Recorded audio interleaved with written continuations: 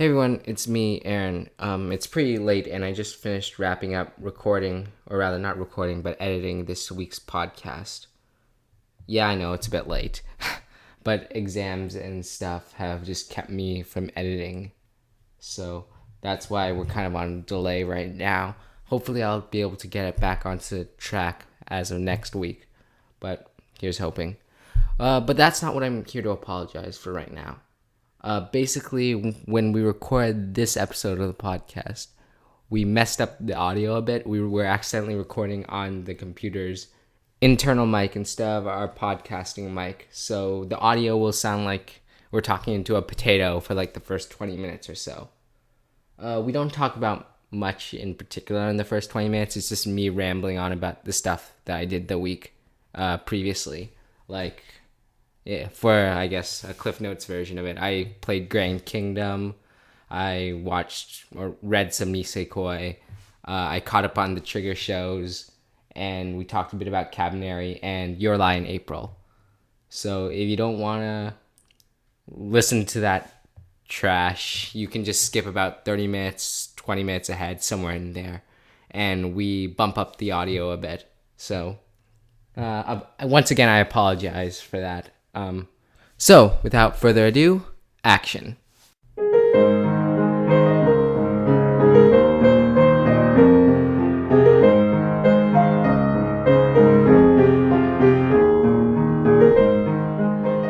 Welcome to the Otaku Bubble Talk Show. And now your hosts, Aaron and Colin. Well, PT was secretly just Resident Evil 7. Yeah, I thought PT Silent Hill was secretly just Resident Evil 7 all along. Yeah, that's accurate. Though apparently they're talking about how it's going to play closer to like, what's the word? It's going to play closer to Outlast. They're saying... Oh, yeah? They're playing, okay, that's good, because Outlast is really good. It's not going to be co-op, they're saying. So, okay, I mean, so... But like... Resident Evil shouldn't really But be. Modern Resident Evil for the like... Since RE4. Modern Resident Evil. Fair enough. I mean, I like those games though, but like... Yeah, you do? I can't really get behind the FPS of it. I think it's just because I really preferred like watching the speed runs of the original Resident Evil. With like tank controls and whatever? Yeah, I love that. It's pretty good.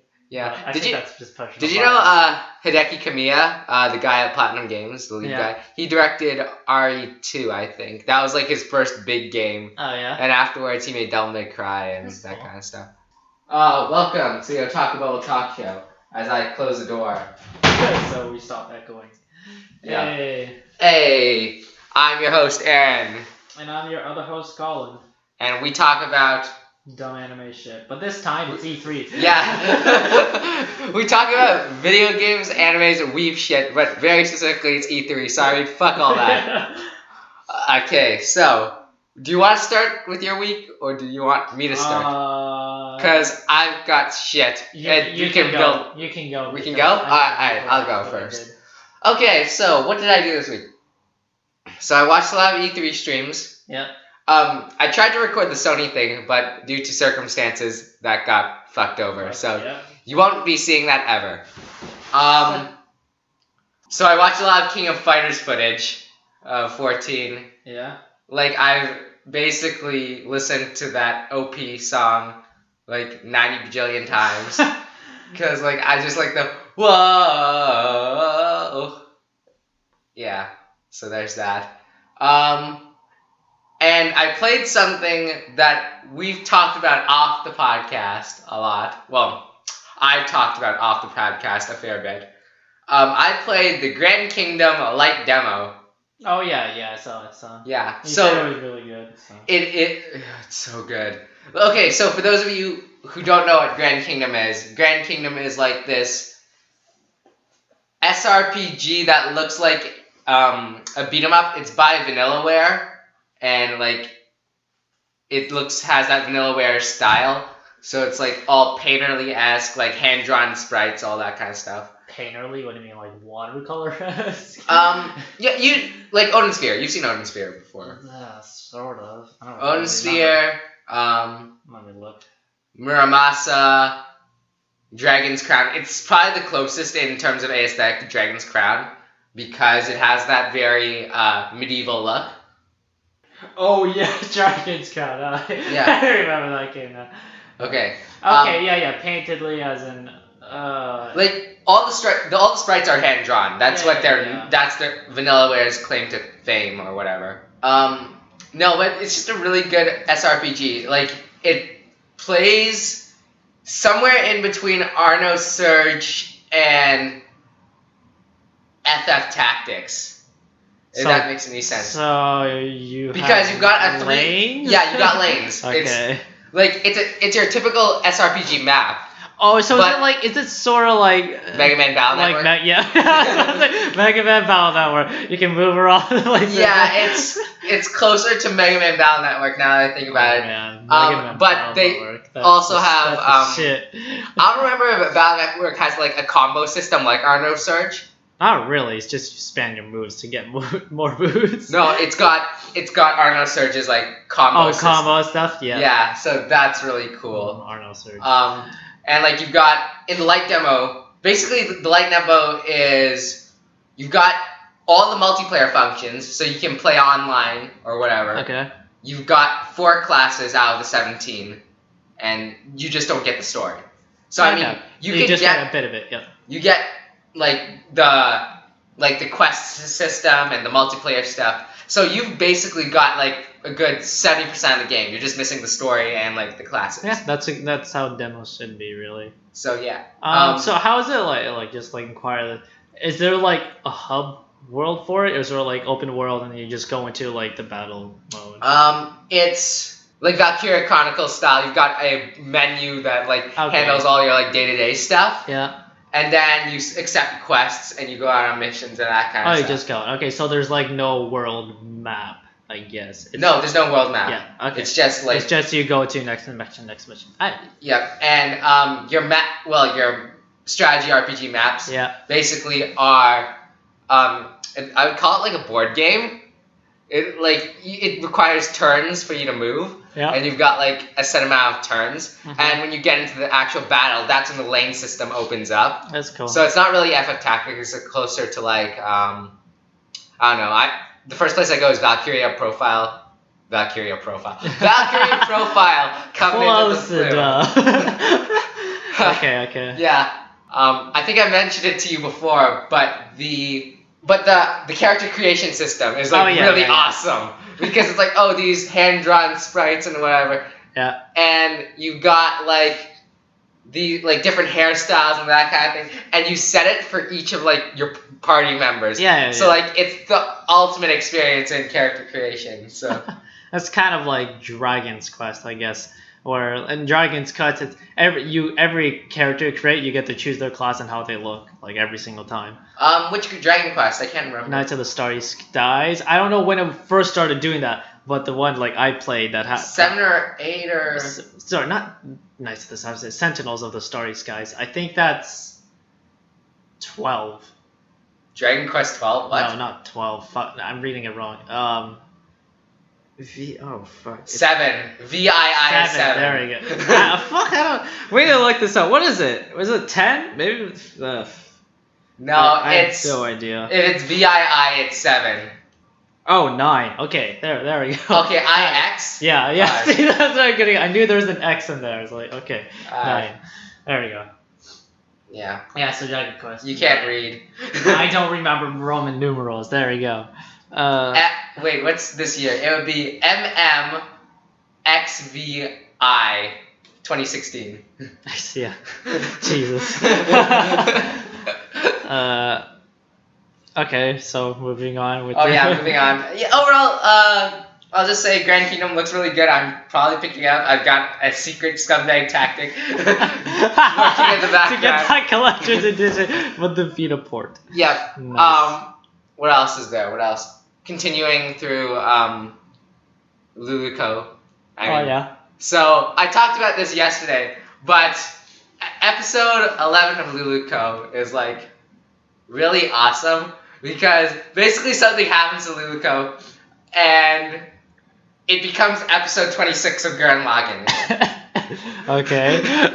And then episode 12 of Luluko becomes like the last 5 minutes of episode 26 of Gurren Lagann. Everything is ridiculously proportioned.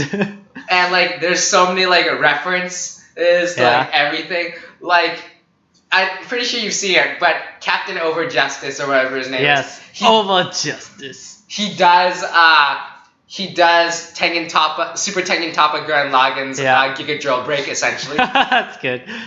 He essentially is Tengen Toppa. He's got the shade. Because it's I don't know if you remember, but Super Tengen Toppa Gurren Lagann's Giga Drill Break is when he's the blue Kamina thing. Yeah. Okay. And then he rips off the cave. Yeah. And he does like there's like blue energy glowing around him, except because it's Over Justice, his is like purple. Okay. It's really cool. And then there's like a few other references. Luluko basically has older Simon in like Gurren Lagann episode 1 where she's standing on the ship and like it does that sick pan out shot where you see it like the camera go out and you see the whole ship like from like a first person. Okay, like the cabin area OP. I like that. I like those shots. Yeah. Are you up to date on cabin area speaking with? Yes. Okay. I was so right in that prediction of like Biba's a shit character because it's a villain because he has to be a villain. Yeah. I hate that thing, and they're just continuing on it. But like they try to sort of justify it, but it just comes out like he's just an asshole. Yeah. Basically, because they try to justify it. Oh, my dad was mean to me, and oh, he fucked me over. But you don't really feel that. You don't really feel that bad, and you're just like, yeah, he fucked you over, so you're essentially gonna fuck up everyone else over. Yeah, it's just like he's going into the town to like take his justice, or I'm like, okay, like I can get that revenge tactic, but you're fucking over like the entire human race. Yes. It's just like, I think there's a little flaw in your plan here. Like, here's the thing: is that if you gave me like more reason, like his justification is okay, but if you gave me more reasons, I would see an actual moral dilemma. But he's just an asshole all the way through. Like there's like he doesn't even give a shit about Mube at this point. Like his other wife, who's like, "Fuck it, you're gonna die. I have to kill you." Now he's just tossing waifus out the window. Tossing waifus out the window. Oh, that's good. Yeah. So there's that. Let's keep going with this spring anime because I did a surprising amount of anime watching. Yeah. So Kisniver, I've been like for the past couple of weeks I've been like passing over Kisniver like watching Kisniver and nothing's changed. Yeah. The last few episodes though I haven't been talking about it because like there's no one really to talk about with. But I'm just gonna say Kisniver is a fantastical setting in the sense it's very over the top, very trigger, very Mario Okada. Like it's all of those things. It's weird, and I don't think I've ever seen a show that has so many well-developed characters in such a fantastical, out of this world setting. Like it's been a really long time. Like all the characters get their backstory, and you actually get like a feel for who they are. Not so much you get their backstory. Like there's some where you get their backstory. And you really get the feel of the characters through their like interactions with others. Yeah, you really get to understand the characters, if that makes any sense. Yeah. And it's just okay. What do you think of when you think of Kisniver? Like just from like looking at a poster. I assume some strange supernatural thing involving a group of teens. That's it. What do you think in terms of tone? In terms of tone, I'd say it seems serious. Like, even though the art design seems like, oh yeah, funny and wacky, just like the way I've seen like the posters of it, it seems like it's a slightly more serious. So that's the thing, right? Yeah. Is that it starts out like every episode. It starts out serious and it just turns ridiculous. No, it starts out goofy, and then when you hit about episode 8, 9, 10. We're at 10 now. It just gets dark. And just drops it. And no, it doesn't drop it. It's really good. Like like this is probably like Cabaneri is good, but it'll never be. It'll never great. be. It'll never. Yeah. Like it's a solid 8 out of 10. But due to episode constraints, well, I mean, like it's just not breaking the barrier for me. Like it's cool and like I'm hyped. Yeah. But Kisniver started off very.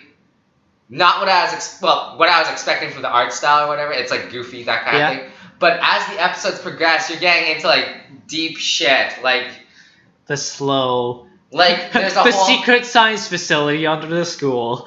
Like there's a whole arc about a character who wants to kill themselves, and like they talk about homosexuality, suicide, assisted suicide, cancer. Just reaching out to all the touchy subjects out there. And there's like I have to admire the camera direction, and I'm gonna say camera in air quotes because like no actual camera, but like the direction of like all the angles of shots. I guess the shots, yeah. There's one shot direction. There's one shot that's like really good, and it's the entire principle. Okay, this is kind of a spoiler. 5, 4, 3, 2, spoilers. 1.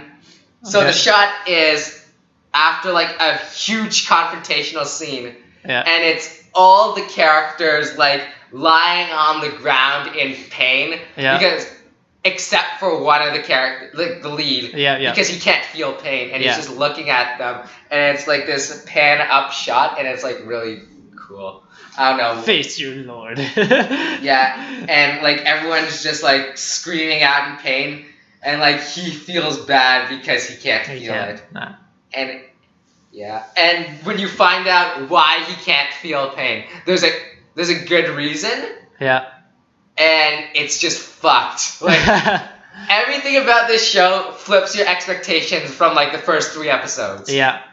I think this is like taking that Madoka kind of story shot. No, Madoka don't got shit on Kisniver in terms of how dark it goes. Yeah? Yeah, because like Madoka, it's all about the wish. That's the darkest like stuff you get. Yeah. But like Kisniver feels way too intimate in terms of how dark it gets. Okay. So there's that. I'm never gonna. I still need to watch the show I told you about, where it's like it's the 13 kids manning the robot and they all die. Oh, we keep Ranky. Yeah. I still need to watch that and see just how like fucked that is. Because it just sounds fucked from the start. I watched a bit of it. It's not that bad. Yeah. I haven't finished. I guess my expectations leave me to just see if it's so fun. It just seems like, you got children and they're all going to die slowly. Hold on, maybe we're not thinking of the same thing. Bubuki Buranki's different. Let me think. Fuck's it. Let me think about the show. Okay, Bubuki. How do you spell it? Bubuki Buranki. BBKBRNK. BBKBRNK. While you're at it, I'm just gonna. No, that's. Wait. Is that? Blah, blah, blah, blah. I don't think this is it. Okay, while you're at it, no, you're thinking something way different. I'm gonna talk about. Okay, while you're at it, I'm gonna talk about something else. I'm also continuing the depressing train. Yeah. I started watching Shigatsu wa Kimi no Uso, also known as Your Lie in April. Oh, you're actually watching that? Yeah, so I'm never gonna watch it because I feel like it's been hyped up so much. I think it's like one of those shows like what's another mainstream show that I just never watched? Like One Punch Man. Like it's just so hyped, but it's just like I never really learned about it and really expected, and everybody's just shouting about it. I feel just like I'm not gonna watch it at this point because I just know it's good, and I don't have any expectation other than like it's really good. Like I just don't expect anything, and I don't feel like I'm gonna watch it. That's how I went into this show because I barely knew about what this show was about. All I knew was I knew like what happens in the show. Like I got spoiled on the ending. Okay, don't talk about that. Yeah, I know. I'm like 2 episodes in. Yeah. What I learned, like what I knew going in was this is gonna be really depressing. Yeah. And it's about music. Yeah. And so it's about this guy who is like a pianist or whatever. Yeah. He's a musician. Pianist. and he can't play music anymore, essentially, because his mom died, and it's the most fucked situation where his mom is like super strict, and she's essentially living vicariously through him. Okay. Because she was unable to complete a task before she got diagnosed with some disease or whatever, and so she's very strict on him. She's very hard on him. Oh, what's the?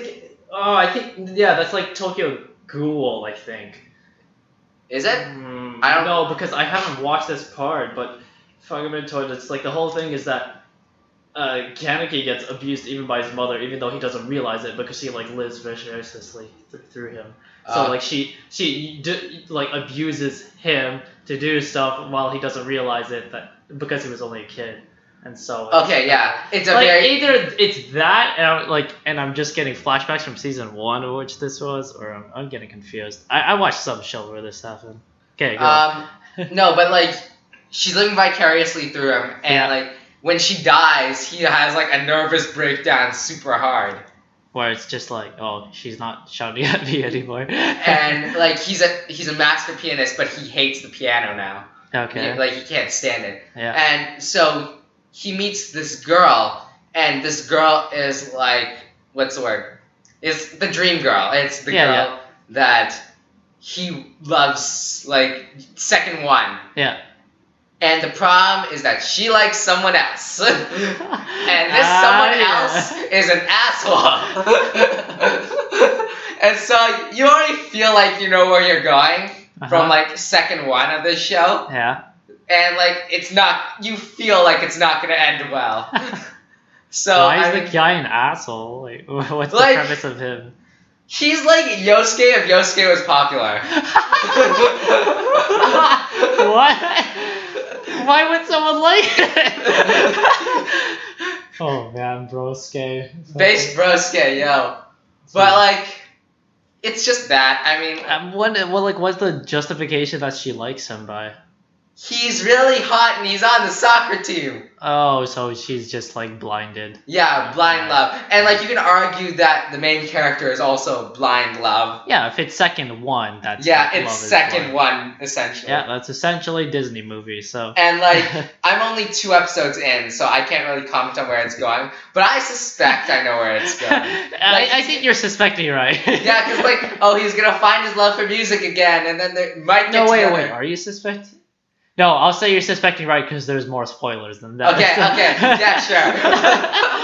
if I recall what happens in the end, so yeah. Yeah, okay. Overall, really good. I'm gonna keep going. Yeah. I'm gonna keep getting depressed. I don't think I'm gonna watch it just because I think it's one of those shows where it's like, I care too little about the premise of the pianist, and I feel like I would be bored. Like It's like I know music, I play music, but I feel like I'm going to be bored when I like watch this story about music. Interesting perspective, because the way I always look at it is I'm a pianist, and that like relate like. I think the thing is like I like the main character. I deviously hate the piano. Like I'm so glad I'm done. I hate it with my entire life. The only it's just like I play it because there's like some songs I like, but it's just that's me. Yeah, exactly. But it's just like it's like the main character where I feel like the main character is like my mom was like forced the shit out of me to play the piano and was like strict on it,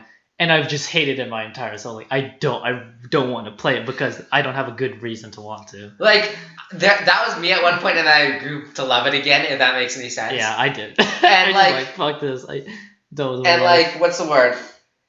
There's something about where it's like it's too real to you, if that makes any sense. Like I sometimes can't watch shows on the basis that it's so too real. close to me. Yeah, you're like, oh, that's very on point. I just know. And like it was like that for me watching this show. Yeah. And like it's one of those things where it's so real to me. Like it's almost cringe, and I have to turn away. Yeah. But for some reason, something about it just makes me want to keep watching it. Yeah. Same thing with like stuff like Anthem of the Heart. Anthem of the Heart felt very real to me, and Showa Genroku Rakugo Shinju felt very real to me because like I'm very much an artsy person, and so there's parts about it where oh, this feels so real. I don't. Yeah, like all that kind of stuff. It's just good. Like I don't know where to go from here. It's really good. Yeah. I'm gonna keep going. Only complaint is that the way they animate the faces, like the character design, isn't very good. Good. Okay. Yeah, that's my only real complaint. Is it like same face issue or? No, it's the exact opposite. Where it's like everyone has like a different like blush and like. Oh, so it's all like consistent style. Yeah, there's no consistency with like uniformity among the character design. That can kind of like, I guess, break the immersion. Like, I would prefer if you had same face over like super different everything. Okay. And the last thing I did, mainly because I was thinking about your recommendation a lot, was I watched the first episode of Mada no Otovanatis. Mada no Otovanatis, yeah. Okay. So I'm going through Valkyria Chronicles and I'm going through Grand Kingdom. Yeah, now you're going watching that, yeah. And like all the medieval here. And like the setup is very similar to like Valkyria Chronicles, just without the World War II stuff. Yes. So it's like the whole small kingdom's got to protect. Small kingdom got to protect the big kingdom. Yeah. And like there's war maidens, which are essentially Valkyries. Yes. Or whatever. Yeah. It's the OP is good. The OP is like really good. Yeah. But the show. It's meh. Is it average? I like episode 1. There's aspects of it that are compelling. Like. Oh god, I just realized something. What? We've been recording on the wrong mic. Okay, yeah. So if you couldn't tell what just happened, we just got upgraded. Yeah. Back to the norm. Yeah, back to Rise, back to Roar. Okay, so you say you like certain things about it. Like the music good. Setting is like the setting is so nothing. The world building is like so nothing, but it's just the point is like what kingdoms. That's about it. Like Valkyria Chronicles has amazing world building, and like it's trying to be this high fantasy thing, and it's just not hitting it. If that makes sense. I think it's focus. Like what I said is like the focus is on the main characters. As much as it tries to be this giant thing about warring kingdoms, it doesn't build up its world enough. But like, I think it's like you have like this opposite problem like Cross Edge, which has so much fucking world building, but it's just too big, and it's just like Cross Edge's world building. Like I watched 5 episodes. Yeah. And Cross Engine's world building is once you watch the later episodes, it just. We're talking different dimensions, okay? It gets ridiculous on like the expansion of its world, and it just becomes too big for its own good. So. No, that's what I was gonna say. Like even from episode 3 or 4 where I stopped off, it's just too big for its own good. Yeah. But Mada no Otovanatis, like you say, it's all about character building, and I don't really. No. I never said it was character. I just said it focuses on the main characters. Okay. Say it focuses on the main characters. Does not, like asterisk, does not include character building. Yeah, so that's what I was gonna say, is like, there's not much character development. The characters are just nothing. Like, the lead character has something, but it's not compelling. Yeah. And like, the female leader, it's interesting where she's like out the gate, oh, I like you. That's like, oh, that's a different change of pace. But she's not compelling either. Like, the only thing that's compelling is the world building, which isn't very good. So I mean, it's just this like disappointment train. Yeah. Like, I think that's just because like I told you, and I guess you expected character development, so that threw you off. Like I meant it's just characters, not actually like they're not very good. Mada no Otovanatis is a very average show, but if it feels like if you want to watch like a medieval thing, just stuff like but if you're focusing more on like accuracy of history and world building. No, I'm not like focused. This is not history. I can tell right now. No, I'm saying like actual history and like world building. Okay, yeah. Watch like Junketsu no Maria, which is Virgin Witch Maria, because that is very historically accurate. Except for the fact that it includes like the magic elements of like the witches, but all the history like with the war and stuff, it's this nails this accuracy and design of the world. That's really like I don't really like history. I'm a historian, but like history doesn't like really make good setting. Like I recognize that. Yeah. Well, maybe that's not accurate. What I mean is like period pieces and like that kind of stuff are interesting, but in a different way, where it's like you're not focusing more on the story. You're focusing on the aesthetic, the setting, the world building. That's what I'd say. And like this, like Mata no Oto no blah. What the fuck? Mata no Oto average is But like it's clearly not Europe. It's clearly its own thing. It's not like Valkyrie Chronicles where it's married into like the World War II feeling. Okay. But it's just not very compelling. Like that's it. So I watch Virgin Witch Furia. actually wait. Hold on. There's do I talk about it some more because like I've talked about it, like for the past 3 weeks. Fuck it, Nisekoi. Yeah. Like I've been saying like Nisekoi somehow like bumped up to like a 9 out of 10. Like the last 2 chapters are like about a 7. It just disappointed you? That's it? You're just disappointed? Like, Nisekoi is the most up and down roller coaster you'll ever get in terms of satisfaction. I think I'm never going to watch 200 chapters of like a triangle romance. Yeah. Romance triangle. I'm just not gonna be in that.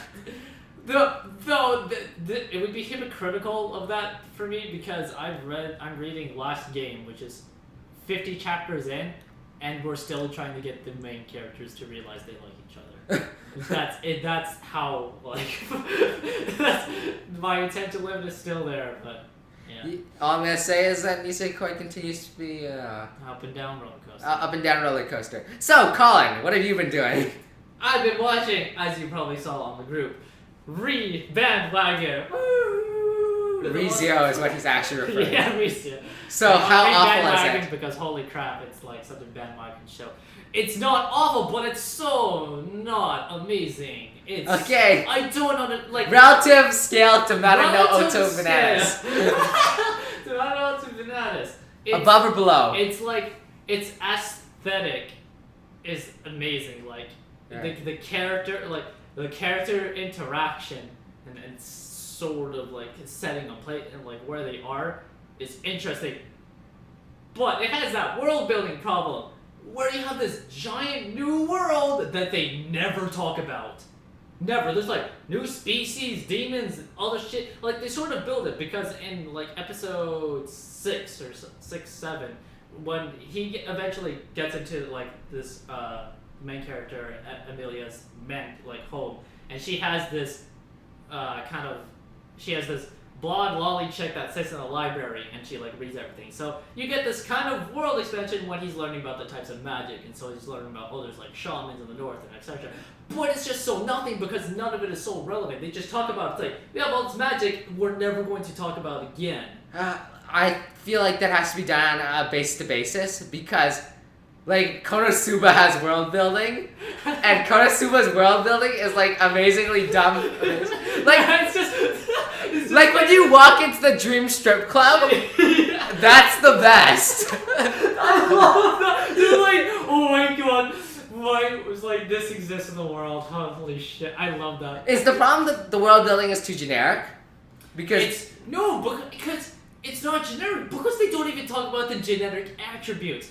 They mention these unique things of like no show I have watched in the like past season has ever mentioned shaman magic. Like what show ever mentioned shaman magic? Okay. Yeah. Shaman Kings, bring it back, 2016. But it's just like they mentioned all these different magics and like mana gates and stuff. But it's so nothing because they just go to Avatar the Airbender. Oh, there's 4 elemental attributes of fire, earth, water, and wind, but there's also light and darkness. Guess what the main character has? Ooh, edgy, super rare darkness powers. Like, holy crap.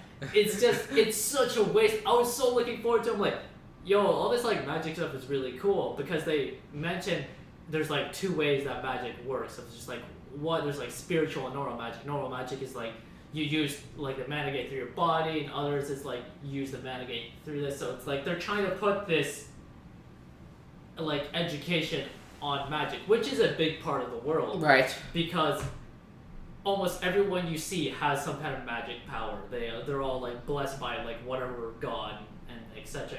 And Amelia's very special half elf, as per usual.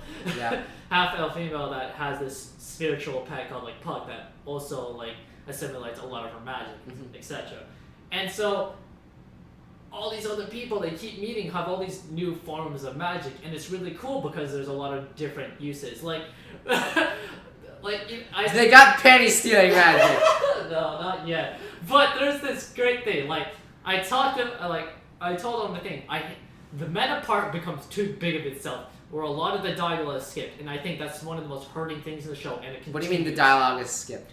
I talked about how meta. So the main character like realizes don't say these flags, etc. It's just like where it's like, oh, we finally got her. It's like right, the villain's like down. It's like don't say that, you'll trigger the flag, and you have to ignore the dialogue. All the characters ignore the dialogue. They just say, what do you mean? And Amelia is constantly saying that to the main character. It's like I don't really understand what you're saying, and that's like 50% of his dialogue, and it hurts it because that's 50% of what. Because he's just basically. Navi, where it's like, hey guys, you can't do this. Yeah, exactly. It's like, hey, listen, hey, look. It's just he keeps saying all these referential fourth wall like breaking things that everybody has to dismiss, and that's when they talk about like it's like equality quantity. It's like breaking the fourth wall needs to be done tastefully. Needs to be done tastefully, yeah. It has to be done at points of which it really matters, and I think it does it really good. Like, I'm going to get into a really good part of it. But a lot of the time, his dialogue is so nothing. It's just, we're like flags. Oh, the main character, oh, it's just like, is this like my main female protagonist, etc. But it's so much of it is a waste because the other characters can't react to it, and they have to react very poorly to it, and it makes very boring dialogue scenes. And where, like, essentially you're just getting into him going on this giant, like, 10-second long rant that's breaking the fourth wall, and we just have to forget about it. And I think it just like sucks that we have this like super meta show that unfortunately we can't be meta about because like think if it was taking place in real time, you could have other people like stop being the main protagonist like Watermelon. Yeah. Like if we could have that, but this show it takes place in this fantasy setting where nobody can continue on it. And it's like... So he's just basically talking to the camera about, like, video game shenanigans. Yes. And everyone's like, wait, what? Yeah, it's like... It just, like, it's really hurting the dialogue. But here, there's one thing is... Redeemable? There's this really redeemable one where this girl, like, on the little lolly mage... Her library teleports randomly around this giant mansion, and the main character always opens the right door, and it's just completely random. Okay. It's like, it's this one, boom, and she just like, how the fuck do you keep finding me? That's amazing. Okay. It's just this great of like, it's always the right door. I think that's a really good part of it. Anything else? Besides that. So, like, now we're getting into a lot of the magic time traveling stuff now that Erased has done well. So... Girly love through time? way back, yes. This time traveling takes a different... What are you talking about? Route of Erased. Where Erased was go back to solve, like, it was like random... him going. Oh, you're still on ReZero? Yeah, ReZero. Okay, so, I thought you were moving on. No. So like, it takes like Erased of like time travel to go back. He goes like really far back and tries to save the future of people dying. Yeah. And ReZero is him going back to save himself. Yeah, it's like him checkpointing. Yes, and so the interesting thing is that the way that he solves this is actually like very relatable because the first arc of it when he like is really irritating. Most people have a hard problem where for the first like 2 episodes, like the first main episode that the first 2-part episode. First episode, he doesn't realize he's time traveling, and that hurts it. Like it almost kills any motivation to watch it. Like that was the part I had trouble getting through. I'm like, he's such a dumbass. Like realize you're time traveling. So only when he does, then it's like, finally gets into like this dark shit of like everybody's just getting murdered all of a sudden, and he has to like continually kill himself to figure out the best way to like get behind this. And this really shines in the next arc where it does like the best thing, and I'm like, oh, that is like the greatest thing. Spoil me. So okay. Alright, 5, 4, 3, 2, 1. So there's twin sisters, Rem and Ram, which I'm pretty sure you've heard of. So one of them dies in the middle of the night, like he keeps dying in the middle of the night because some people killing him, and he's just like, whoa, who the hell is killing me? So he figures out it's Rem that's killing him because he doesn't thinks he's an imposter, trying to spy on them, etc. What the fuck? Okay, sure, whatever. You'll have to lead up the story to understand. And so what happens is he makes the Lolly Magic Girl sign a contract because he saved Amelia. He's protect me while I'm in this mansion because he's so fed up from dying, and it's he remembers dying really well. It's just oh, it's awful. And it's really realistic, and I don't want to die. He really gets these shivers and freaks out and flashbacks when he sees Rem again. Holy crap, that's the girl killed me, all this pain, etc.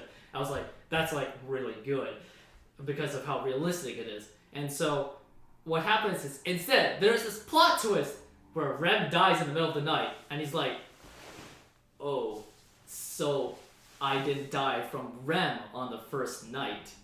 And then there's oh my god, there's another killer.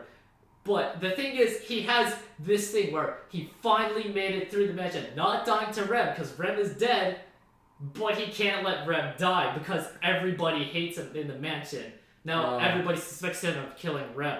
And so they're all out to kill him, but he's being protected, so he makes the decision to go kill himself finally to restart the timeline and fix the events again. And it's this great lead up of he's of moral value of him putting his life over the others, of finally self-sacrifice, and it's really good because it's not Gary Stu of she's a girl, I have to save it. He really compliments willing to go through all the pain and that he may not solve this. And I think it's such a great arc when he finally does that, and he's I'm going to solve it.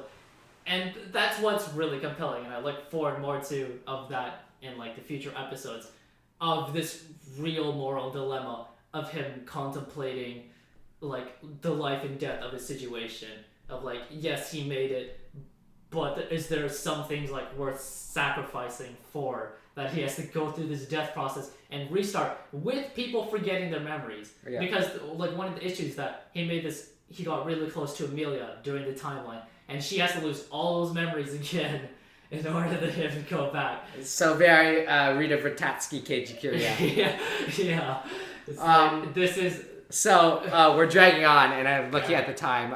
Sorry. Anything else? No, that was really my week. Your entire week was ReZero. ReZero, yeah. Okay. We'll cut to break, and we'll be back in a second with a lot of E3 news. Yeah. Settle transition. And we're back. I'm gonna apologize again for shit, Mike. Which will be get down on your knees.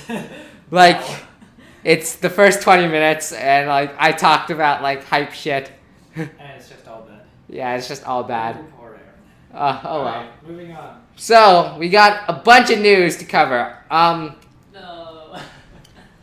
Let's see. Where do I start? I mean, there's so much.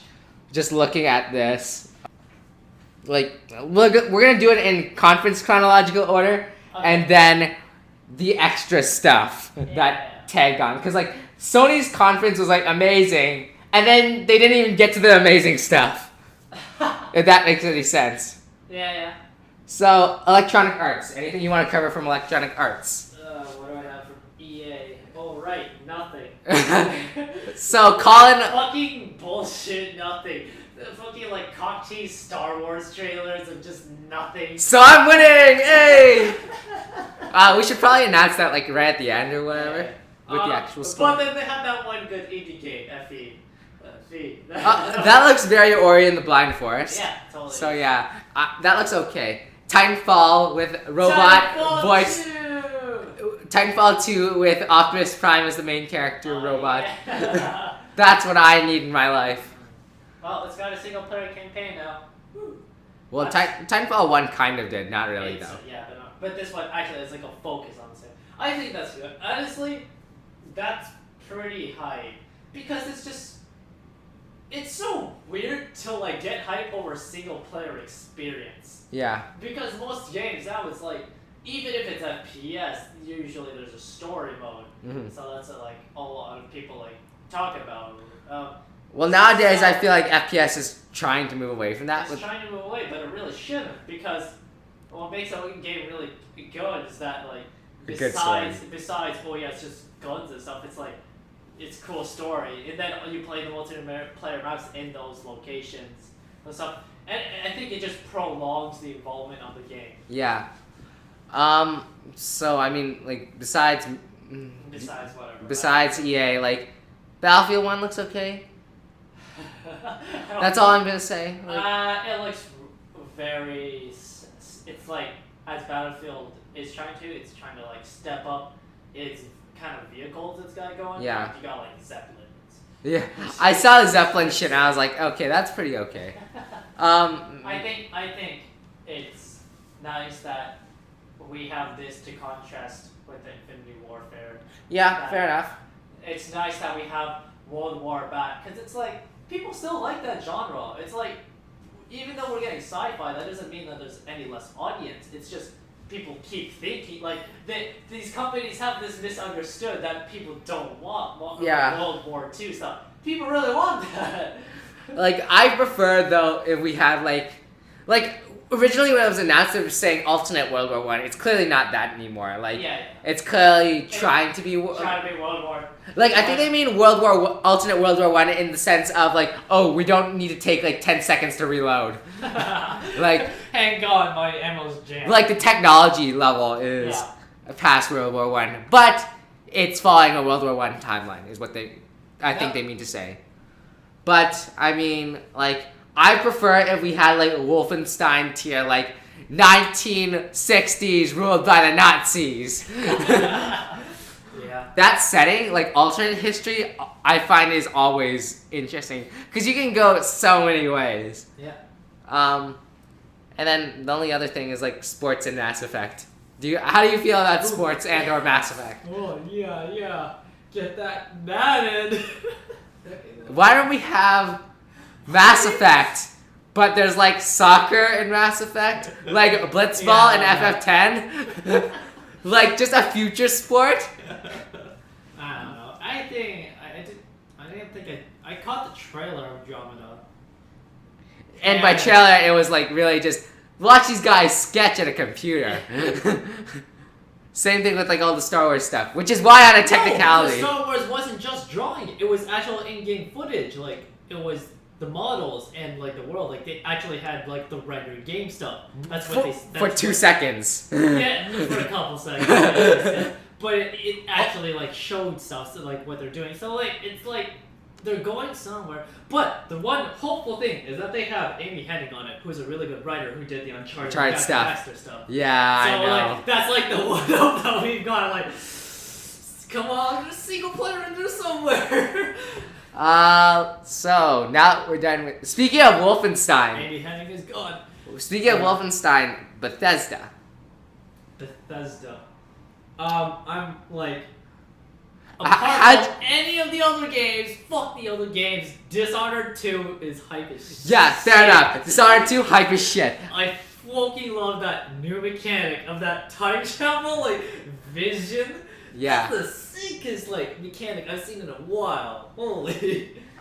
So, not really much to talk about from, like, Bethesda's conference was probably the most nothing. Hey, mobile game. Yeah, Elder Scrolls, card game, yeah. Quake Champions, aka looks like an Overwatch clone. It's so sad that Quake, it used to be like the epitome of multiplayer shooters. Yeah. And now it's like resorted to copying.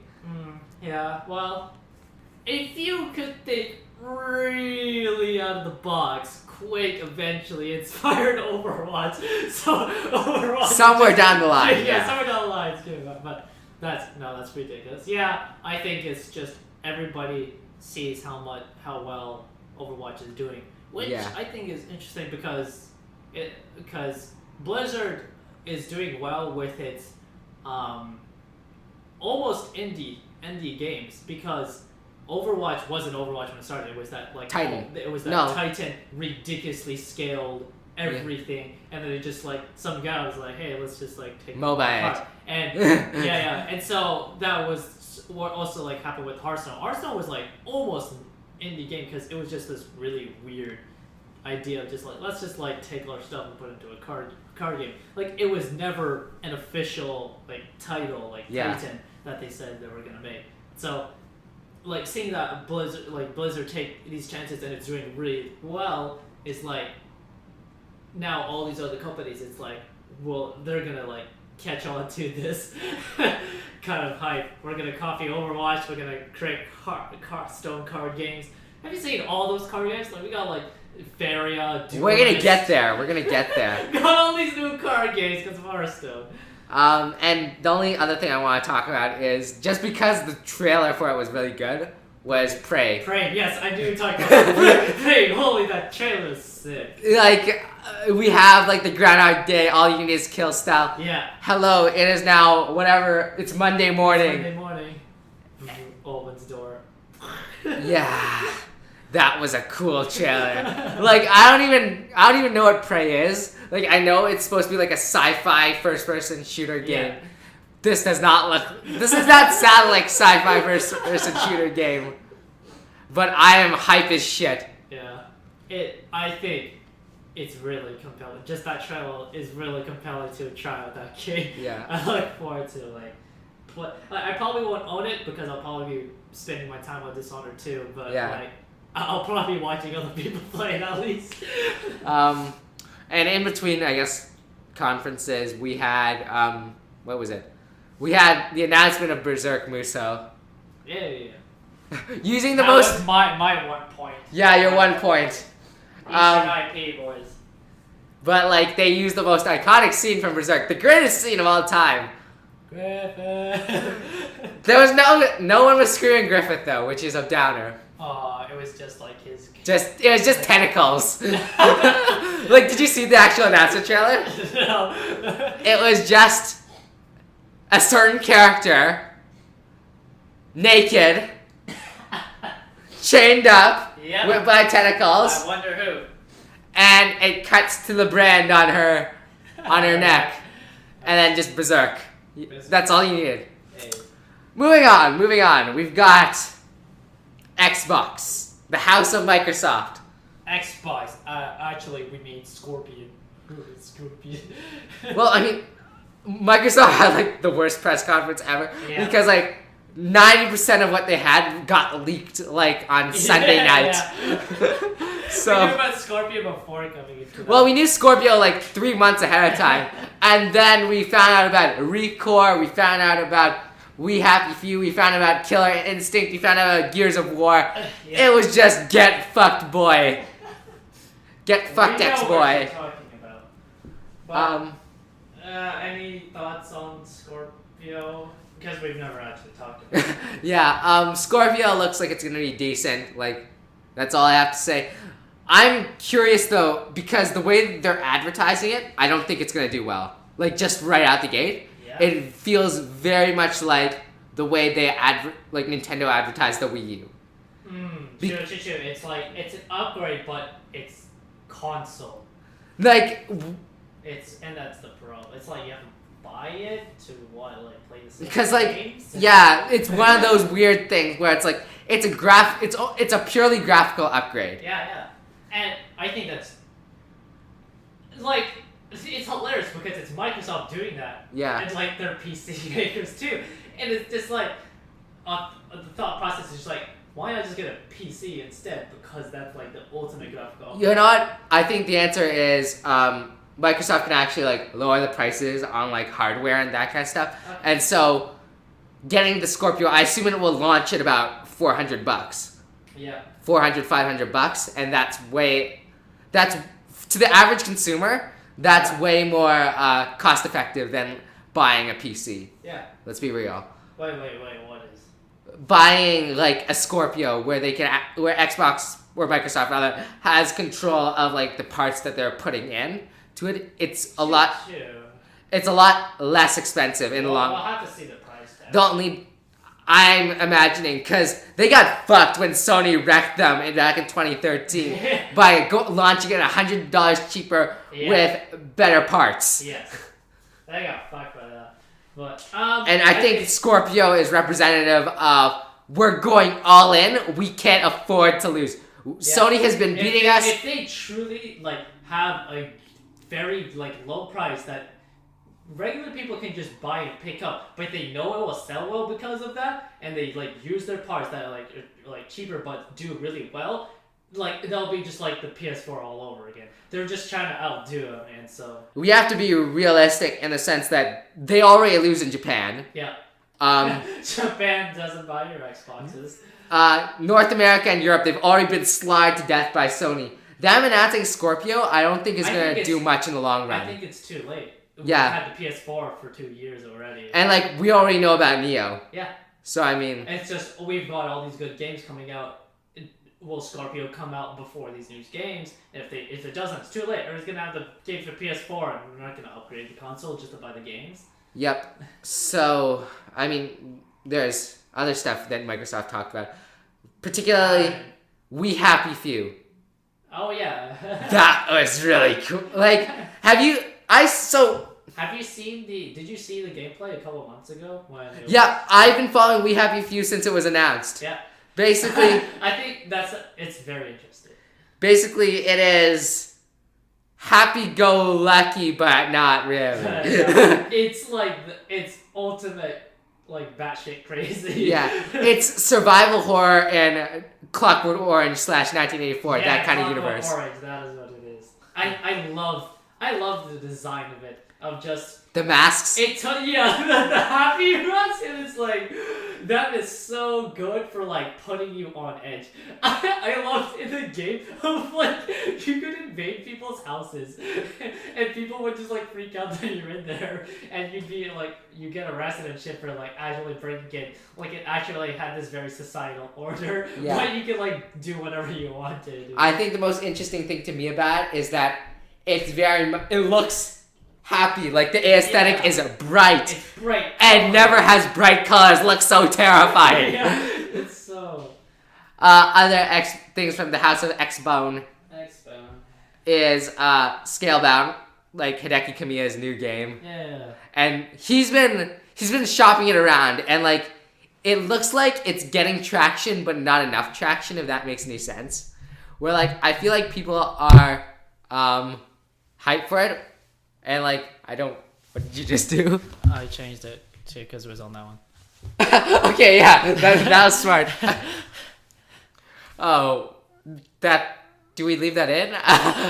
It was on that the entire time. Okay, yeah, we just go with it. I was just looking at the mic and I realized it was on the wrong pattern. So, here we go. We're just fucking up today. But Scalebound looks cool. They showed off the multiplayer stuff. Yeah.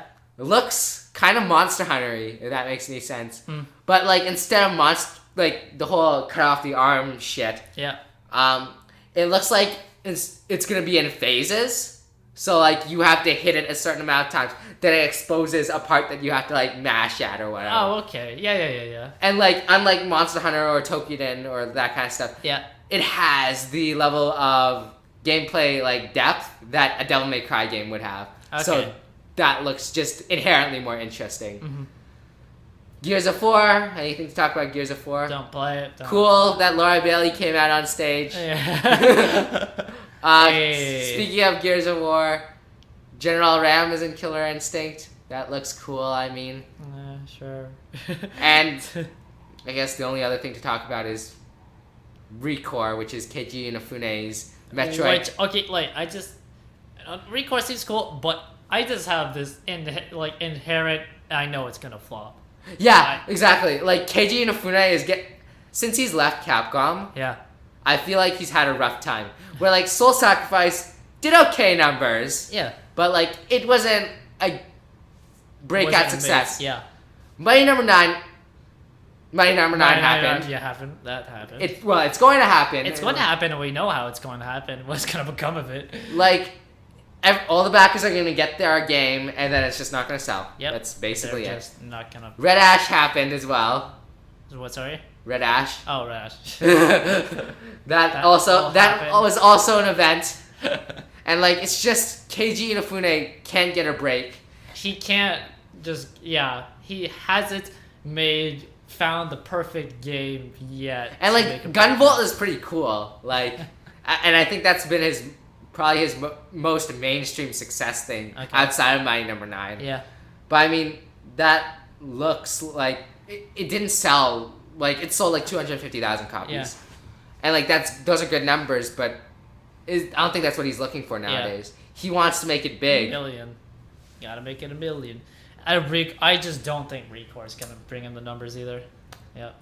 Transferring, I mean, I guess into later things. Yeah. We could talk about the shitty Final Fantasy 15 demo at Xbox. Oh, I didn't see that shitty demo. Yeah. Okay, you wanna know what it was? What? It was them showing off a really cool boss battle. Yeah. Like, it should have been good. It's just that the guy playing it... Yeah, was really bad. No, it was either he was really bad or the TV he had wasn't like... It was lagging super hard. Like, it wasn't a good TV. So, he was just fucking up his inputs constantly. And like, it's like that the Polygon Doom player. Yeah, it's like that. And it's like, hearts out to you, man. That was rough. Like, and like to do it like in front of like a huge audience too. Yeah. There's that. Ubisoft. Let's talk Ubisoft. Stargate, Ubisoft, Sparkle. Ghost Recon is dead. Oh yeah, I forgot about that. Like, cause like that, I watched Ubisoft like when I was like getting home from like classes or whatever. Yeah. So I missed like the first bit. Okay. I got in at the best part, which is probably why I thought that their conference was good overall. Yeah. Was I got in at when they started showing off South Park. Yeah. I love people who are just like, where's the Jew class? No, don't take the Jews. What do you call it? The Coon. The Coon movie.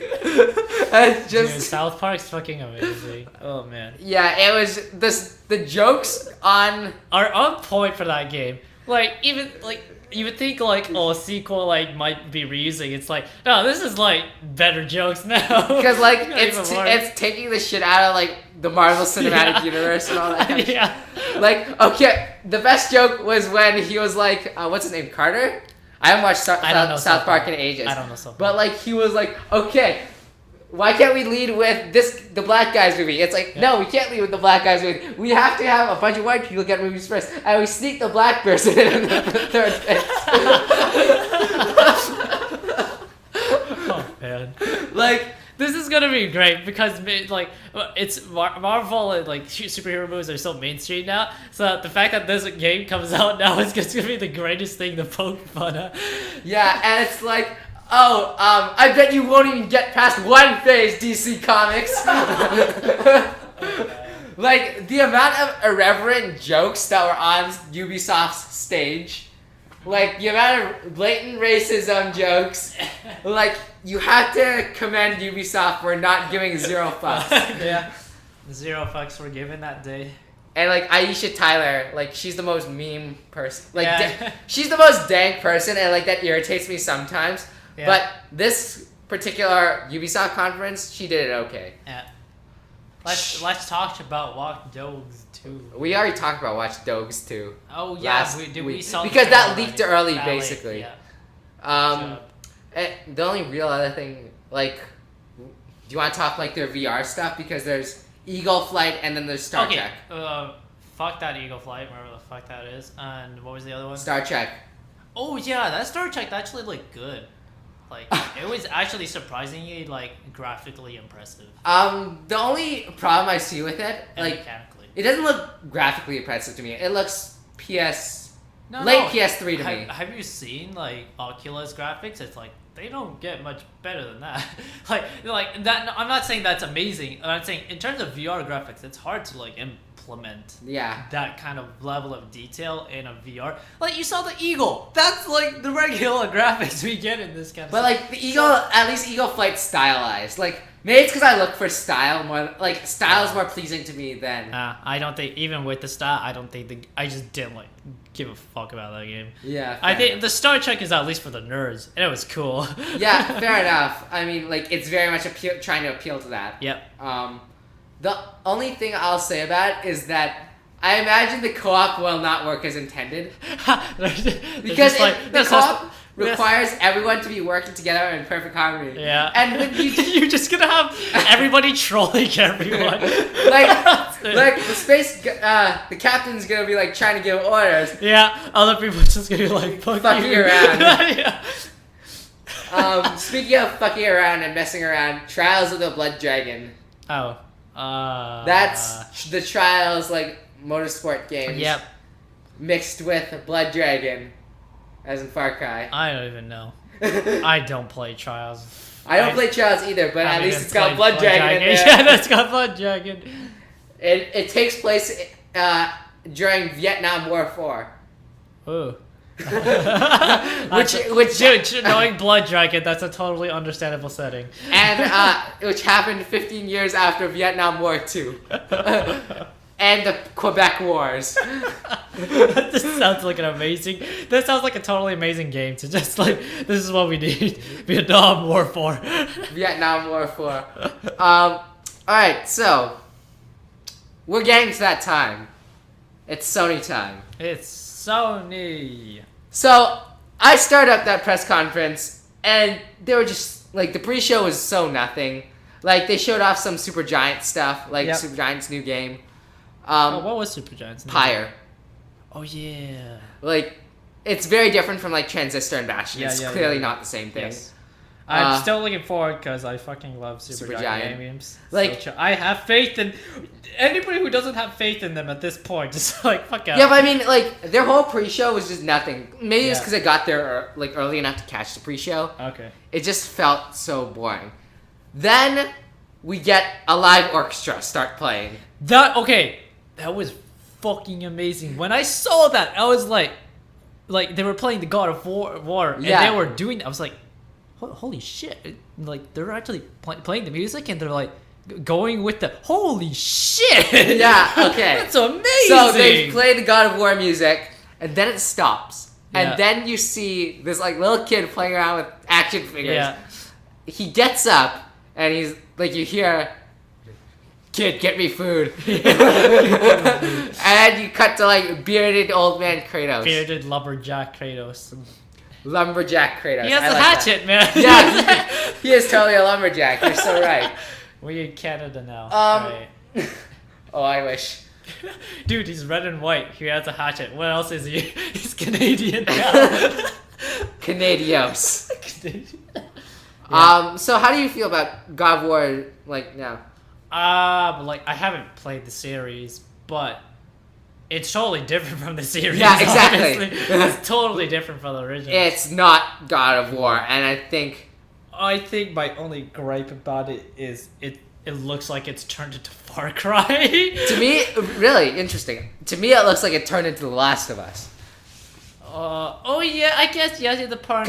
Mainly because of the camera angle. I can see it. I think and stupid little kid is basically Ellie. I think for me it was like Far Cry is like strange wilderness surviving fighting shit with like overpowered things. Yep. I don't know. And I just see the kid, and I'm just like, oh look, Kratos is another kid. I hope he doesn't brutally murder it. Yeah.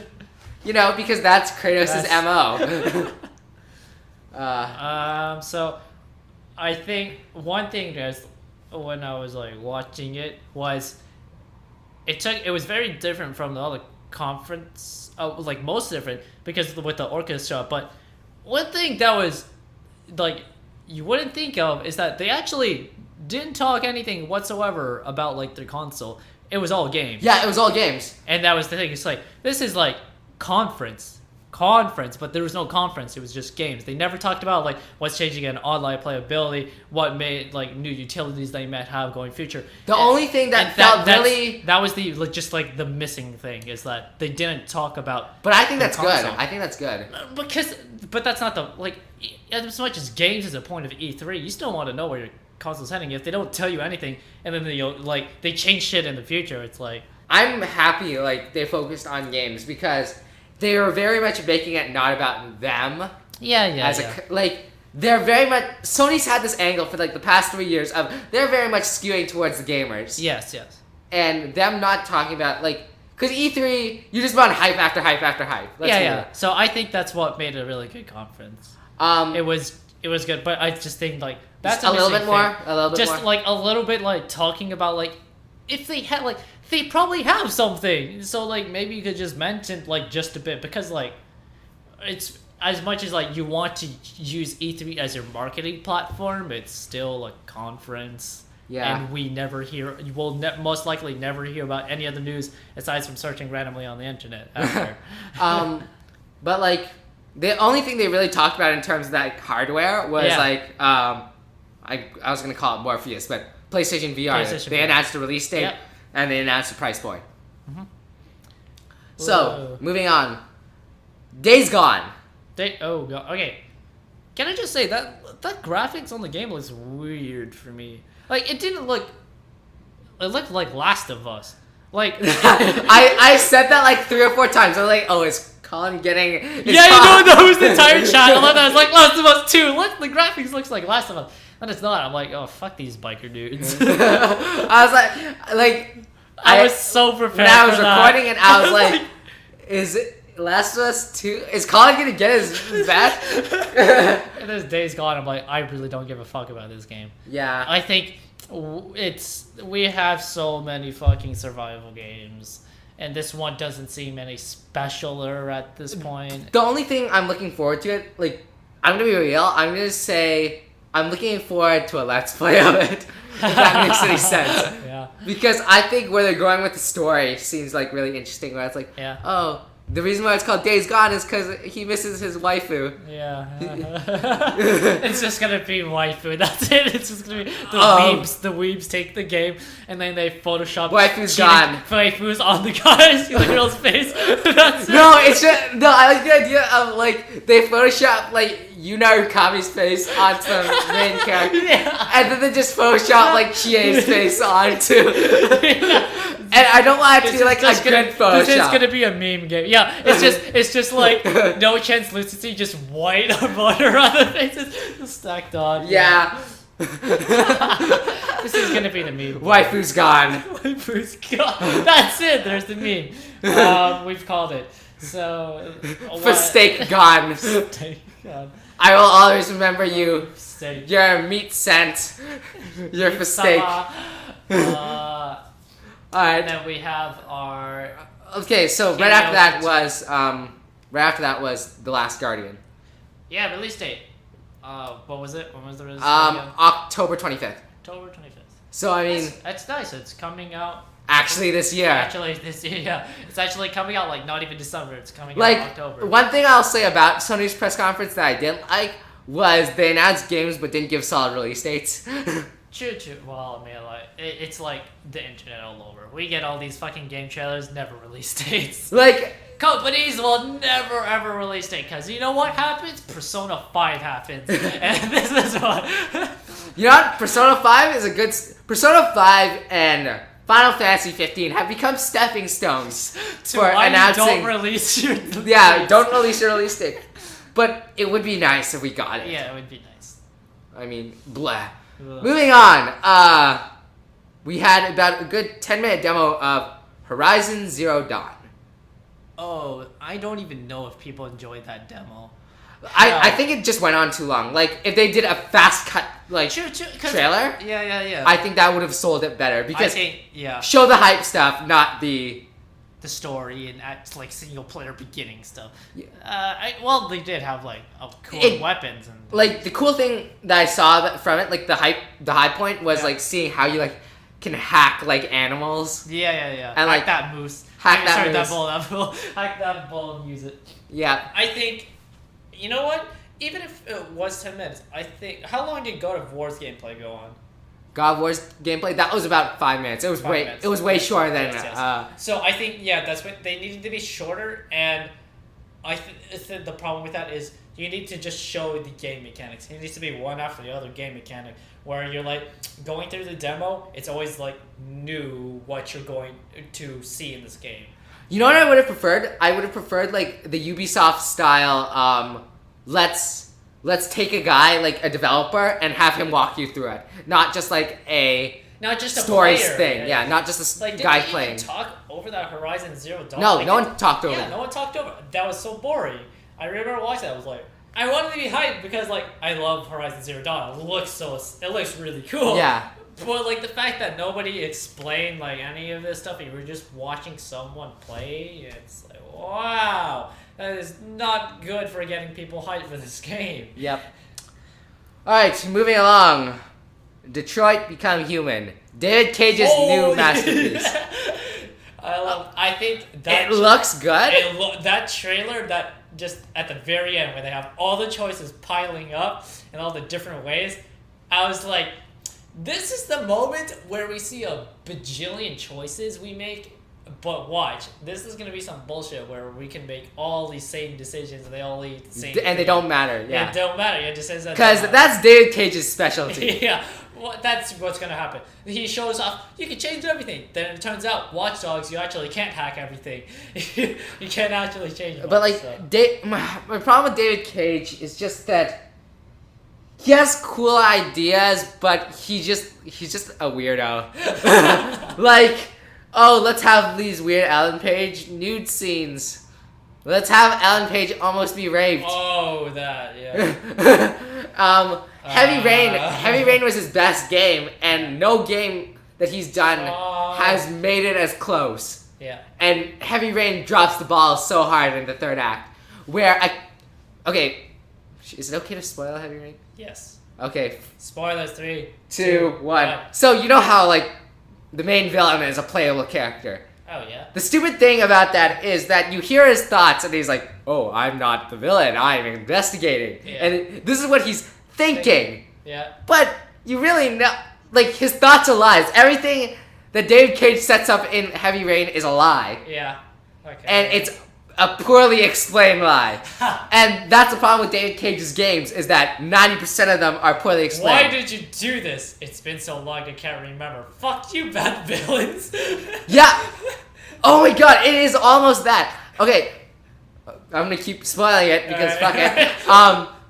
The reason why... It was almost Heathcliff.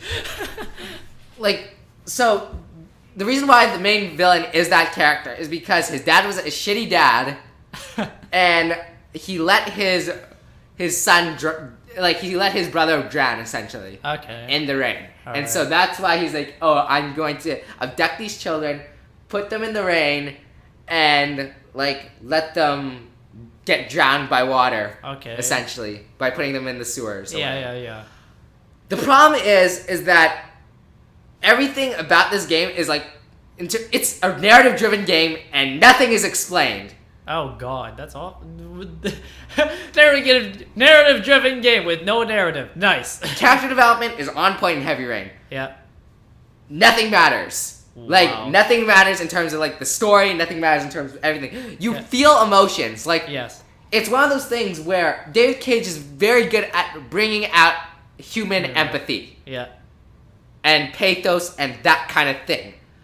But it's only moment to moment. Because then you get dragged back into the actual gameplay and the actual story. Yeah. And it's garbage. Beyond Two Souls, same thing. Yeah. Like, you got the you get emotions, but... You get this rape scene with Alan Page, almost rape scene. Yeah.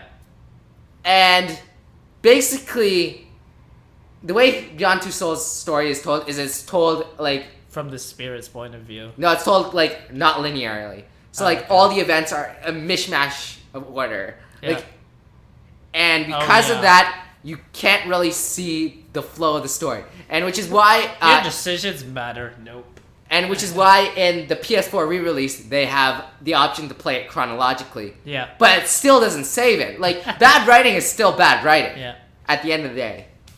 He's just trying to mix up the timeline so you can't tell his bad writing. Yeah. we're going on too long. Where's a reference? All right. It's just bad. Okay, we talked about PlayStation VR. Let's get into the VR games. Farpoint. I didn't even check. That was the Mars, like stranded game, and like they're on Mars, and this guy's got a gun with no bullets. Well, that's cool. And he's like walking around. It's like, oh, what's going on Mars? Hold on, there's aliens, and then the aliens start fighting at him. I think I actually like that trope of starting with a gun that has 0 ammo. I like that kind of thing. RE7. I didn't check any of the VR games, so you're gonna. So when I was watching that, I kept saying, wait, did Sony somehow acquire the rights to Silent Hills? But I didn't notice before when I was watching it that on the screen it said before Kitchen, because that would have told me right away, because Kitchen was the Capcom tech demo for VR. That's been shown off for a while, and that would have made sense. But anyway, looks like it's gonna be fine. I mean, it looks like it's gonna play like Outlast, as we said earlier. Yes, and Outlast was a good game, so.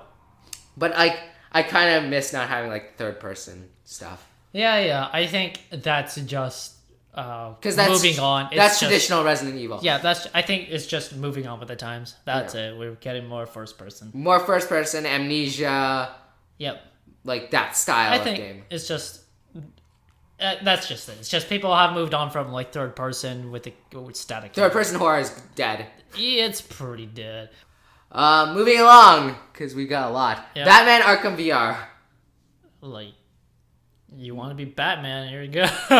I don't. Moving on. Star Wars X-Wing VR. But that's Battlefront, so that doesn't count. I know. I mean, like, this is cool. It's like, it goes back to the old Rogue One days. Yeah. You got your actual, like, a Star Wars TIE Fighter stuff. Yeah, actually, that's what a lot of people were saying. It's like, yo, this reminds me of Rogue One. Yeah, it's the original. Like, it's good. Star Wars, like, Starfighter plays well in first person because it really gets you that sci-fi feel. Yeah. But it's like, it fits more single player just because if you're going to be multiplayer, I think it'd be pretty hard with limited camera view. And plus, you like need like 30 Morpheuses. yeah. And it works. Like, it actually works. Yep. And me and a friend got into an argument. Alish, of course, got into an argument about this. Crash Bandicoot. Basically, what happened was Sean Layden comes on stage and he's like, "Hey, I'm here. Look, Crash Bandicoot." Yeah. Not wearing my shirt though, and everyone just laughs because that was what happened at PSX. Yeah. And it was like, "Oh, we're remastering Crash 1, 2, and 3, and Crash is gonna be in Skylanders." Yeah. Let me really care. That's two contradictory audiences. Because the people that know Crash Bandicoot are too old to play Skylanders, and the people that play Skylanders are too young to know what the fuck Crash Bandicoot is. Exactly.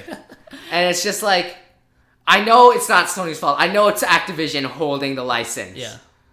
But I mean, come fucking on. Like, ugh. Whatever, he's in Skylanders. Like, at least we get the remaster. But that's not a press conference announcement. If that makes any sense. Because, like, it's related to Crash Bandicoot, so you might as well say everything. But, like, that just pisses off the fans. It doesn't piss it off, it's just something that people don't give a shit about. Yeah. But, like, me and a friend... I don't know, maybe there's kids in the audience. I think they just said it because, like, I think they got the misconception that, yes, like, these people, like, are going to be hyped that he's in Skylanders. Except he forgot the audience does not play Skylanders. Exactly. So, that's it. No, but, like, we're getting into an argument, and it basically ended up with him just bashing the Vita, and I was like, hey, at least the Vita gets games. Ouch. But, oh! At least the Vita gets games. Then we had what we didn't... Well, actually, I technically missed this, but it's still in the same, like, general space. Okay. we had a demo for something, and we weren't 100% sure what it was. It was very sci-fi. It was very, like, spacey, if that makes any sense. And then it becomes very clear, very slowly, that we're watching a Call of Duty demo. That was probably the best way to do that demo. Not showing the title at the start. Because I think that's hilarious because that's I was like reading on like Infinite Warfare stuff. That's exactly the problem with it. It's like, wow, this game, like Infinite Warfare, it's like, it looks amazing. But the problem is, nobody's gonna like it because you slapped the Call of Duty title on it, and that's not what Call of Duty is. Infinite Warfare is super cool, but the minute people associate it with Call of Duty, we just get triggered. Yeah, that was the smartest way to do that demo because that was a convincing demo, and you didn't know what it was until the end. Yeah, they didn't know what they realized, and then they were like, "Oh fuck, we've been watching Infinite Warfare, we've been had." and then the collective audience is just Infinity Warfare, like the Infinity War, it's just like. The fans are just yeah. Now we all have to buy. That's great. And then Andrew House comes out on stage to New World Symphony, and it ends, and he's like, Sony likes to encourage our third-person developers, and there's a very specific creator that we want to give appreciation to on stage. Then you get Mad Max music in the background, and you just see Kojima walking down this like staircase of like lights that are like shining down at him like he's fucking Jesus. Behold your Lord and Savior. Row. And he just says, "Hello, everyone." And everyone's like, "Woo!" And he's like, "I'm back," and everyone's like, "Yeah!"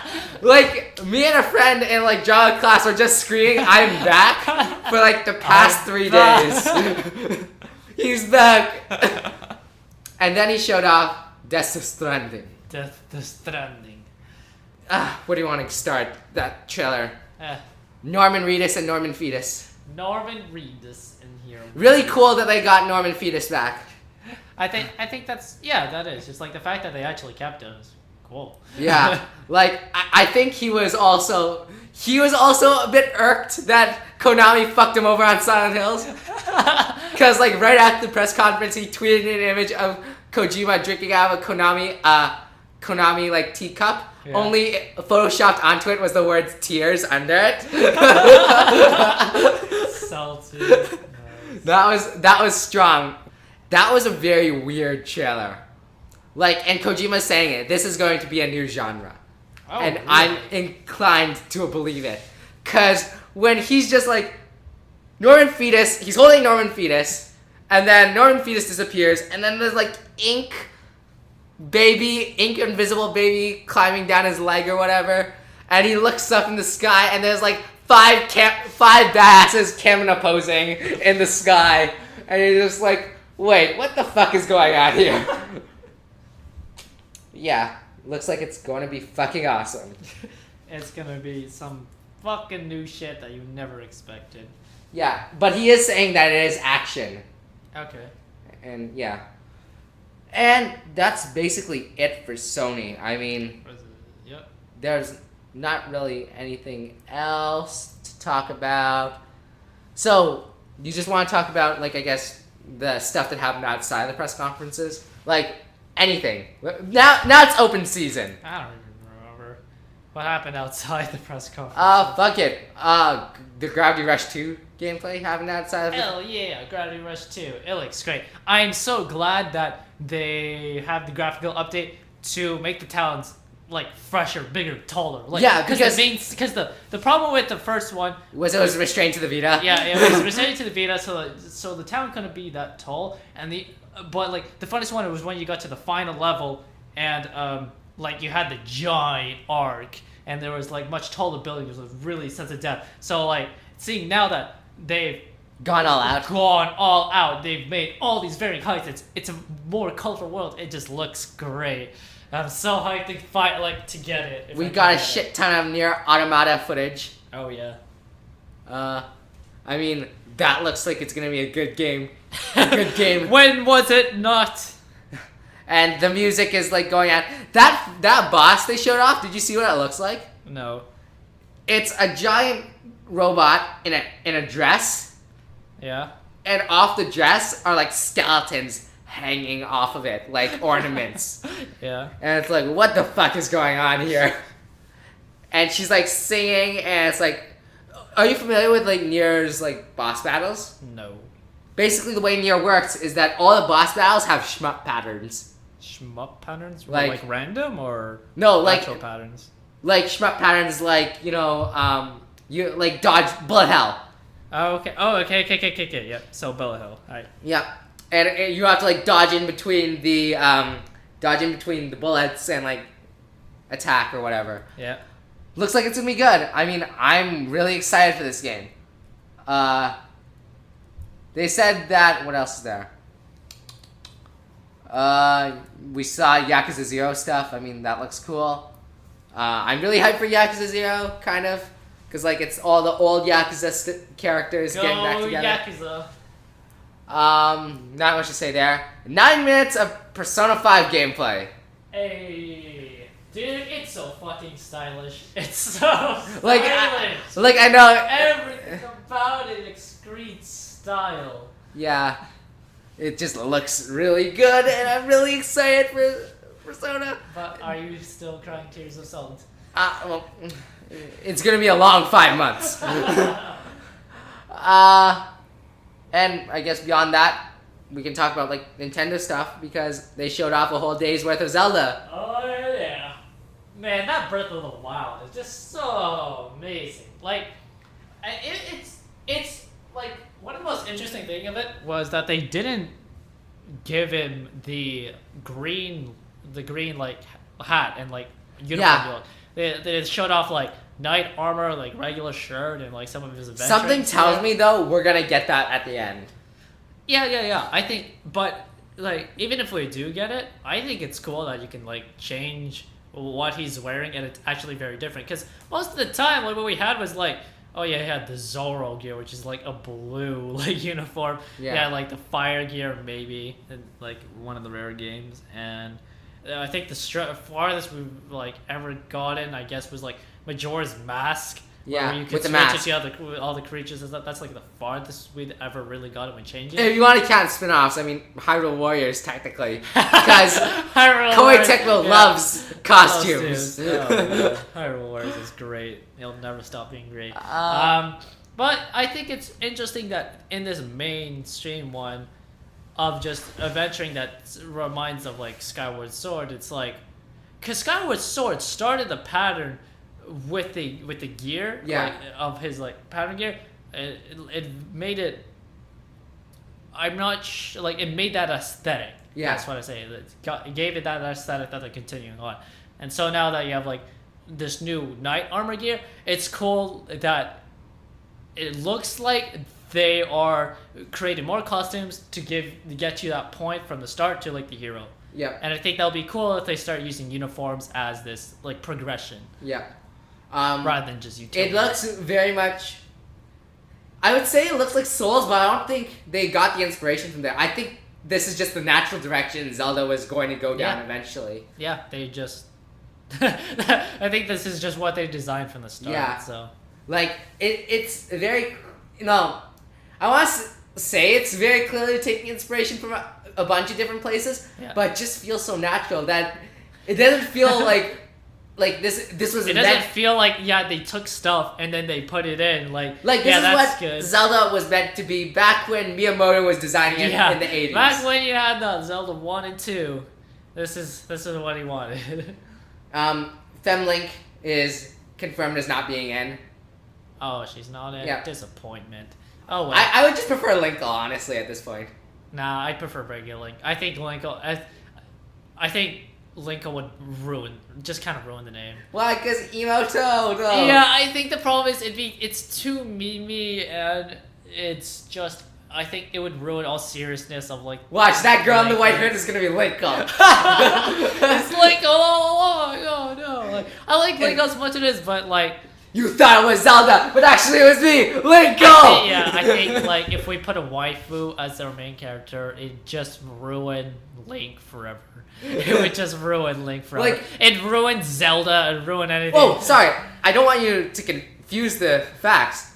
I didn't want FemLink.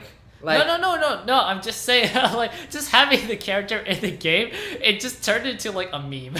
I want Link to like encounter Linkle.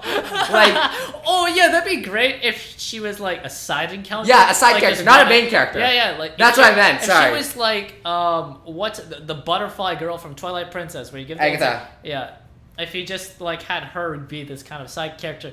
Irrelevant. It'd be cool, but I don't think. I was thinking Tetra, maybe. No, like I don't think. Like she's there. No, I don't think we should do that. Just not yet, because I don't think we've seen enough of Linkle as a character. Maybe she does have like the point of her character was that she has this big, like actual like character in the universe. Yeah. But for now, she just seems like the point was she's just feminine Link. And yeah. She just doesn't seem serious as a character. But I don't know. I just like how goofy she is. We just want waifus, Nintendo. Where's our waifus? I mean, Nintendo is slowly becoming waifu central. I mean, have you seen Crossfire Emblem? Yeah, that's what I'm afraid. I'm afraid it's gonna turn into Crossfire Emblem. It's gonna go down the Fire Emblem path of just like Shin Megami Tensei Cross Legend of Zelda. Oh, please. That's all I'm afraid. I'm afraid that it'll just lose its reputation of being like one of those RPG games. I think that's a problem with a lot of like anime games now. We're becoming too memey and too waifu baity. We've like lost any appreciation for the gameplay. But I mean, like when you have Persona, who can say? Well, Persona is the perfect merging of Waifu Simulator 2K16 and style gameplay. And style and JRPG. Like we talked about it last week, but like yeah. I said I don't like how Fire Emblem's gone in the past. Moving on, I guess we should get into like outside of video game news because we're like 50. Oh, come on, we can like skip that. It's so unimportant. Okay, Tokyo Ghoul has like a live action thing that we probably don't give a shit about and probably won't do too. Hold on, there's some like we've got Hiroyuki Sawano doing like the Final Fantasy. No, you're completely off. Okay, yeah. Wait. I don't know. We're gonna do this legit. What is the news? Shit. Okay, so first. Thunderbolt Fantasy. Okay, so remember that puppet shit? Yeah, that's what he's doing. I know you're trying to. Death Note cast getting a black guy. That's Black people confirmed for Death Note. That's it. But I would like. Important. But like yeah, so Thunderbolt Fantasy is getting Hiroyuki Sawano. That's probably the most. This is the Thunderbolt Fantasy is like, when that comes out, I'm going to like when it comment on YouTube. That's going to be the go-to link for what the fuck. Like whenever people just like send me something unexpected, K says the Thunderbolt Fantasy. Yeah. Like what the fuck? What the fuck am I looking at? Yeah, looks like it's gonna be good. Cause it's so good on a fucking weird level. No, but talking about, I want to just take 5 minutes to shit on the Netflix Death Note thing. It's so whitewashed. Yeah, I mean, like, it might. Death Note just it screams a Japanese audience. Yes, it just screams Japanese setting, Japanese characters, Japanese everywhere. It doesn't go well in the Western because like we don't have this setting for it. We don't have the schools and culture, etc. Like the hell, like Sorry, go. I was gonna say, like, the only thing that would be acceptable is, like, you get, like, a mostly, like, Asian American cast, and you just have, like, Al and, like, some of the detective characters be white, because that's how it's supposed to be. Yeah. But, like, I mean... It's like, this isn't Ghost in the Shell where it's ambiguity. Yeah. This is totally Japanese. Yeah. This is, like... Yeah, the whole point of Ghost in the Shell is that it's techno... Like, ambiguous techno land. Yeah. Ambiguous cyberpunk. Death Note is Japan. Yeah, Death Note You can't replace Japan with North America. America would disagree. Oh shit, what's that one line? It's like, everything in the world is America, or America owns everything. What was that one dumb line? Oh god. I'm just thinking of, okay, in Italia, okay, Britain, you gotta back me up. China, you gotta back me up. Okay, what are you doing, America? I'm gonna be the hero. Yes. Italia is like... When are we getting our Italia movie? A live action Italia. When are we getting Thunderbolt Fantasy Italia? It's just puppets arguing around the table.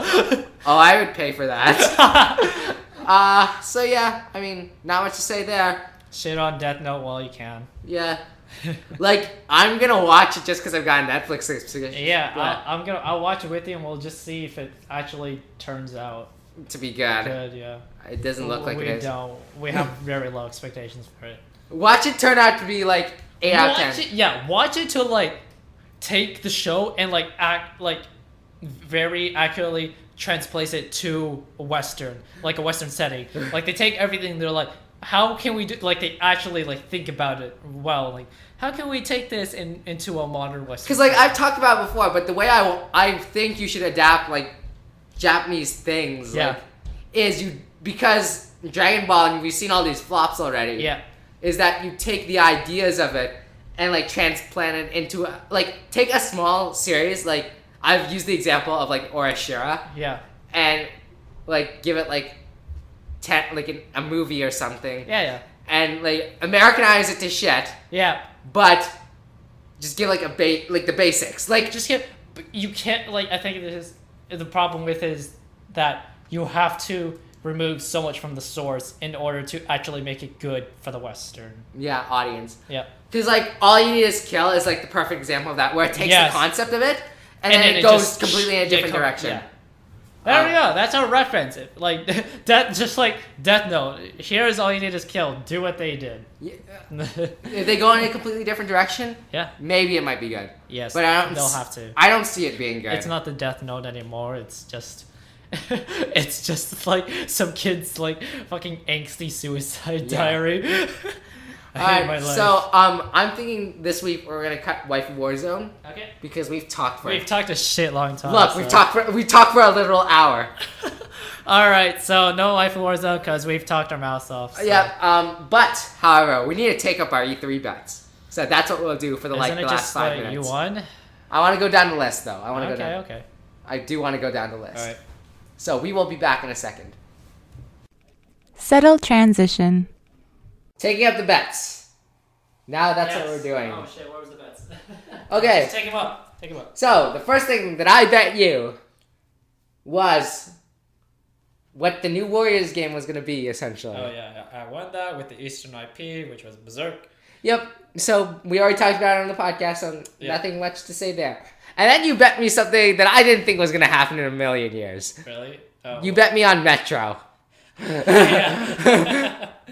And yeah. Or Metro, no more. I just kind of said it in I should have placed my bets on that Dead Rising 4. Yeah, that would have been a good one. Yeah. Yeah, this looks like an Aaron Slaughterfest. Let's see. To be fair though, I came up with those bets about 30 seconds before I said them. So didn't really have a lot of time. Yep.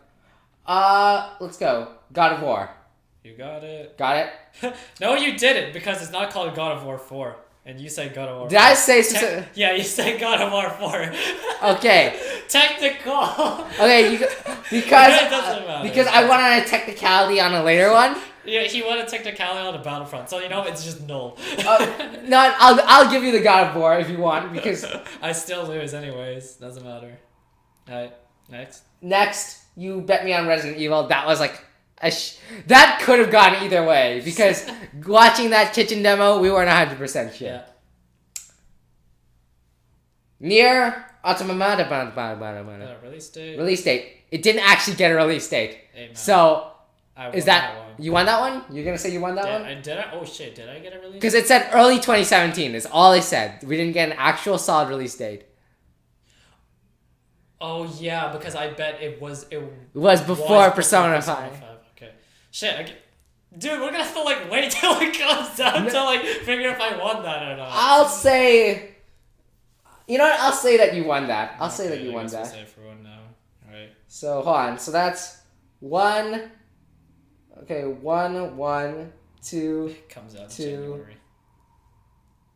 January. 3. Okay, so the score, looking at this, is 5-3. Okay. Because the last 3 rather, Yeah. were Star Wars happening. Technical, whatever. I won that on a technicality. Skyrim remastered. You won that. I won that because that super got announced. And Red Dead, which I bet against, Yeah. and that did not end up getting announced. So Poor Red you Dead. won Warriors, God of War, Nier. Oh, no.